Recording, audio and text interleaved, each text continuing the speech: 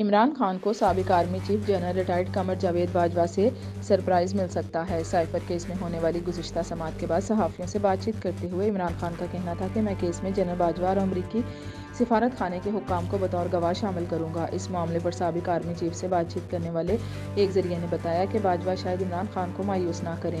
ذرائع نے دعویٰ کیا ہے کہ ریٹائرڈ جرنیل سائفر کیس میں بطور گواہ پیش ہونے کے لیے تیار ہیں، تاہم انہیں فوجی حکام سے اجازت کی ضرورت پیش آ سکتی ہے۔ عمران خان نے الزام عائد کیا تھا کہ جنرل باجوہ نے سب کچھ ڈونلڈ لو کی ہدایت پر کیا۔ عمران خان کے الزامات تمام پراسیکیوشن گواہان بشمول سابق سیکرٹری خارجہ امور اور امریکہ میں تعینات پاکستانی سفیر کے بیانات سے مطابقت نہیں رکھتے۔ پاکستانی سفیر کی ڈونلڈ لو کے ساتھ ہونے والی بات چیت کے بعد ہی سفیر نے وزارت خارجہ کو سائفر بھیجا اور ایسے معاملات میں یہ کام معمول کا حصہ ہے۔ یہ سائفر اگرچہ جارحانہ معلوم ہوا اور اسی وجہ سے پاکستانی سفیر نے نہ صرف واشنگٹن کو ڈیمارش جاری کرنے کی سفارش کی بلکہ قومی سلامتی کمیٹی نے بھی یہ اقدام 2 مرتبہ کیا۔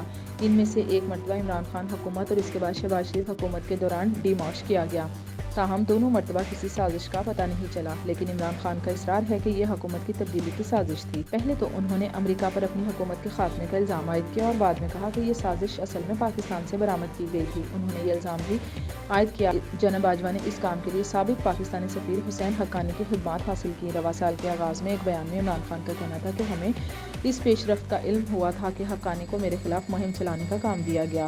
CIA کا ایک کارندہ حقانی کی ٹیم کا حصہ تھا اور عہدے پر موجود پاکستانی وزیر اعظم کے خلاف لابنگ کی گئی۔ عمران خان کے نقطہ نظر کے برخلاف سائفر کیس میں استغاثہ کے بڑے گواہوں کے بیانات 3 نکات کی بنیاد پر عمران خان کے جرم کی سنگینی میں اضافہ کرتے ہیں۔